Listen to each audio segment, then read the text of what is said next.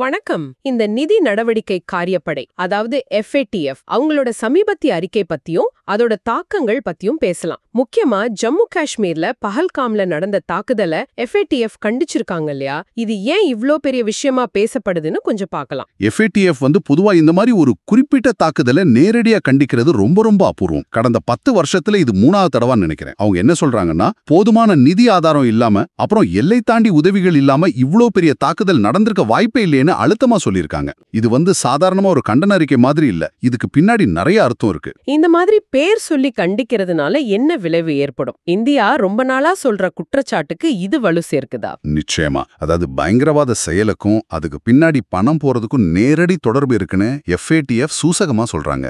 ஒரு அமைப்பு ரீதியா அப்புறம் எல்லை தாண்டி உதவி இல்லாம இது நடக்காதுன்னு சொல்றாங்க. சோ பாகிஸ்தானோட நிதி அமைப்புகள் தப்பா பயன்படுத்தப்படுதுன்னு இந்தியா சொல்றதுக்கு இது ஒரு சர்வதேச அங்கீகாரம் மாதிரி. ஆனா பாகிஸ்தான் கொஞ்ச நாள் முன்னாடி தானே FATF-ஓட கிரே லிஸ்ட்ல இருந்து வெளியே வந்தாங்க இல்லையா? ஆமா. இப்போ இந்த கண்டனம் இது அவங்கள மறுபடியும் அந்த லிஸ்ட்ல சேர்க்கிற அளவுக்கு போகுமா? அதுதான் இப்ப இருக்கிற பெரிய கேள்வி. உங்களுக்கு தெரியும் 2018ல இருந்து 2022 அக்டோபர் வரைக்கும் பாகிஸ்தான் அந்த லிஸ்ட்ல இருந்தாங்க. மறுபடியும் அந்த லிஸ்ட்ல போயிட்டாங்கன்னா விளைவுகள் ரொம்ப கடுமையா இருக்கும். எப்படி? சர்வதேச நிதி நிறுவனங்கள் இருக்கே, IMF, உலக வங்கி, ஆசிய வளர்ச்சி வங்கி, இவங்க கிட்ட இருந்து கடன் வாங்குறது ரொம்ப கஷ்டமாகும். மத்த நாடுகள் பொருளாதார தடை விதிக்கலாம், இல்லனா அதிக வட்டிக்கு கடன் வாங்க வேண்டியிருக்கும். இது ஏற்கனவே கொஞ்சம் நலிவடைஞ்சிருக்கிற பாகிஸ்தான் பொருளாதாரத்தை இன்னும் பாதிக்கும். பாகிஸ்தான் அந்த லிஸ்ட்ல இருந்து வெளியே வந்த பின்னாடியும் இந்தியா மறுபடியும் ஆதாரங்கள் சமர்ப்பிக்கிறதா சொல்றாங்களே. கரெக்ட். இந்த கண்டனம் அந்த முயற்சிக்கு இன்னும் கொஞ்சம் ஊக்கம் கொடுக்கும். இந்தியா ஐநாவால தேடப்படுற பயங்கரவாதிகள் ஹஃபீஸ் சயீத், மசூத் தசார்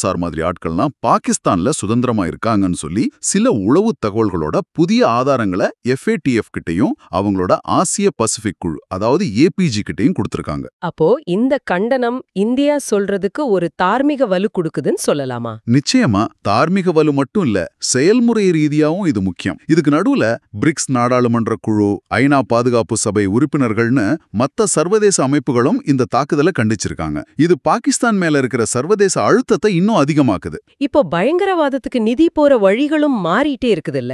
டிஜிட்டல் வழிகள்லாம் வந்திருக்கு. எதிர்காலத்துல FATF எதுல கவனம் செலுத்தும்னு இந்த அறிக்கையில ஏதாவது சொல்றாங்களா? எதிர்காலத்துல டிஜிட்டல் தளங்கள், அப்புறம் ஹவாலான்னு சொல்றோமே, அந்த மாதிரி முறைசாரா பண பரிமாற்றம், கிரிப்டோ கரன்சி மாதிரி டிஜிட்டல் பணம், இன்னும் மத்த நெட்வொர்க் வழியா தீவிரவாதத்துக்கு பணம் போறதை தடுக்கிறதுல FATF இன்னும் அதிக கவனம் செலுத்துவாங்கன்னு தெரியுது. சில சமயம் தெரியாம கொடுக்கிற நன்கொடைகள் கூட தீவிரவாத அமைப்புகளுக்கு போயிடாம பாத்துக்கிறதும் ஒரு நோக்கமா இருக்கும். பாகிஸ்தான் நிலைமை பத்தி எப்ப முடிவெடுப்பாங்க? 2 முக்கியமான தேதிகள் இருக்கு.